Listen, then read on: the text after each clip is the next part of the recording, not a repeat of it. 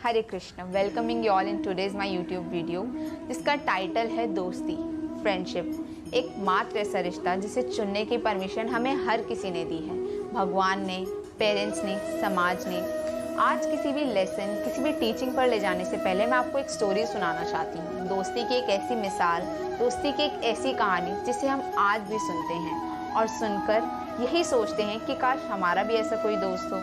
ये कहानी है कृष्ण और सुदामा की।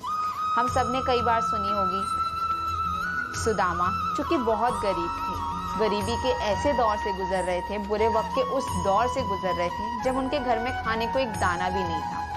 एक दिन उनकी पत्नी ने उन्हें कहा कि आपके दोस्त श्री कृष्ण तो द्वारिका के राजा हैं, दीनों की, ब्राह्मणों की मदद करना तो उनका पहला धर्म है और उनका पहला नियम है। आप उनसे जाके मदद क्यों नहीं मांगते? ये सुन के सुदामा को बड़ा अटपटा लगा, पर उन्होंने डिसाइड किया कि मैं कृष्ण से मिलने द्वारका जाऊंगा। पर वो कृष्ण से द्वारका मिलने, उनसे मदद लेने या उनसे पैसे मांगने या उनसे धन मांगने के लिए नहीं गए थे। उनके मन में एक विचार आया कि कई वर्षों से मेरी कृष्ण से भेंट नहीं हुई, इसी बहाने कृष्ण से भेंट हो जाएगी। उनसे कुछ मांगने की आशा तो नहीं है, पर उनसे भेंट हो जाए यही मेरी सबसे बड़ी खुशी होगी। वो अपने घर से जाते हैं। जाते जाते वो अपनी पत्नी से कहते हैं कि कृष्ण के लिए कुछ तो दो, मैं खाली हाथ कृष्ण के पास कैसे जा सकता हूँ। तो उनकी पत्नी 4 घरों से एक एक मुट्ठी चावल लाके एक फटे से रुमाल में बांध के सुदामा को देती है कि आप ये श्री कृष्ण को भेंट में दे दीजिएगा। सुदामा जाते हैं, पैदल चलते चलते बहुत दूर द्वारका नगरी आखिरकार वो पहुंच जाते हैं। जब वो द्वारका में पहुंचते हैं और श्री कृष्ण तक खबर पहुंचती है कि उनसे मिलने उनके मित्र सुदामा आए हैं, उस समय श्री कृष्ण अपनी राजसभा में बैठे थे, अपनी राज गद्दी पर, राजा की गद्दी पर बैठे थे। वो ये भूल कर कि वो कहाँ बैठे हैं, किस काम में व्यस्त हैं, किस पोजीशन पर है, वो भागकर गेट पर आते हैं, द्वार पर आते हैं राज द्वारका के, और सुदामा को अपने गले से लगाते हैं, अपने साथ लेके जाते हैं, राज्यसभा में लेकर अपनी गद्दी पर बिठाते हैं, उनके पैर धोते हैं, उनका स्वागत करते हैं, उन्हें अपने बराबर बिठा के उन्हें खाना खिलाते हैं, उनसे सारी बातचीत करते हैं। फिर वो सुदामा से पूछते हैं, तुम इतने दिन बाद मुझसे मिलने आए, पर क्या तुम खाली हाथ चले आए? तुम मेरे लिए कुछ भी नहीं लाए।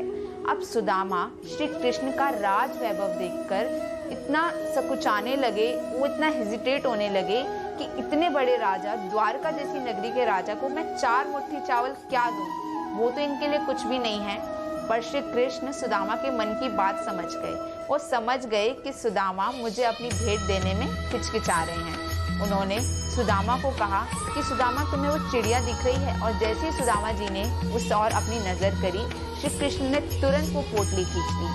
सुदामा ने बहुत मना किया कि श्री कृष्ण ये पोटली छोड़ दो, इसमें तुम्हारे लायक कुछ भी नहीं है। तुम राजा हो, 56 भोग खाने वाले हो, तुम्हारे लिए 4 मुट्ठी सूखे चावल किस काम के?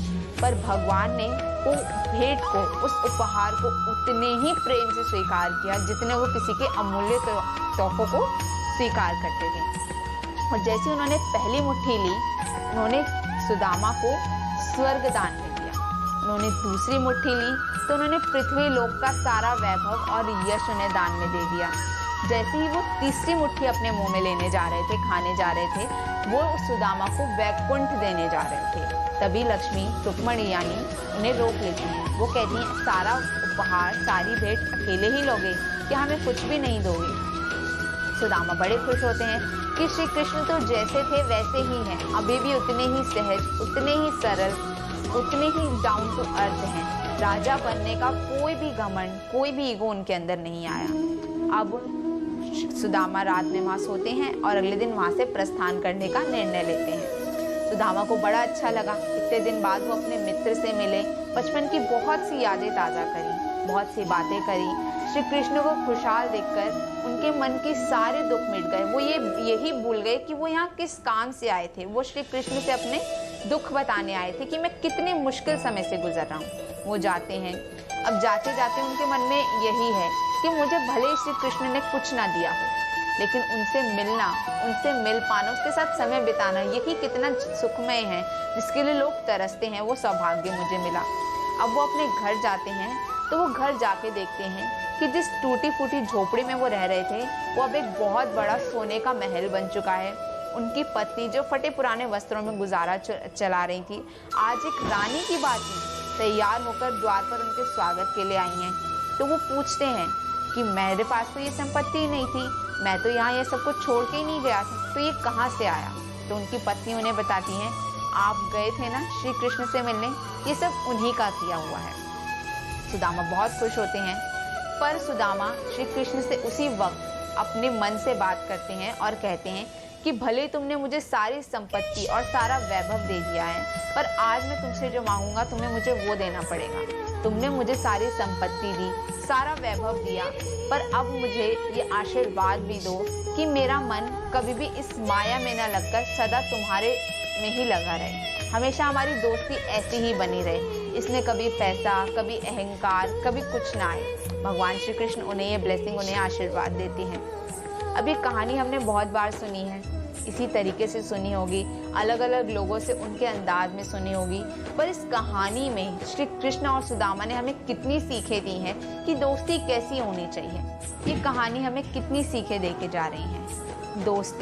दोस्ती होनी चाहिए कृष्ण और सुदामा जैसे, कि अगर आप सालों भी एक दूसरे से नहीं मिल रहे हैं। श्री कृष्ण और सुदामा जब ऋषि सांदीपनि के आश्रम में शिक्षा ले रहे थे, वो आखिरी बार तब मिले थे, और उसके बाद कई सालों बाद जब श्री कृष्ण की शादी हो गई, विवाह हो गए, सुदामा के विवाह हो गए, वो अपने अपने गृहस्थ जीवन में आ गए, उसके कई सालों बाद वो मिले, मगर फिर भी वो जब मिले, जैसी उनकी दोस्ती पहले थी, जैसा उनका व्यवहार पहले था, उस समय मिलने पर भी उनका व्यवहार वैसा ही था।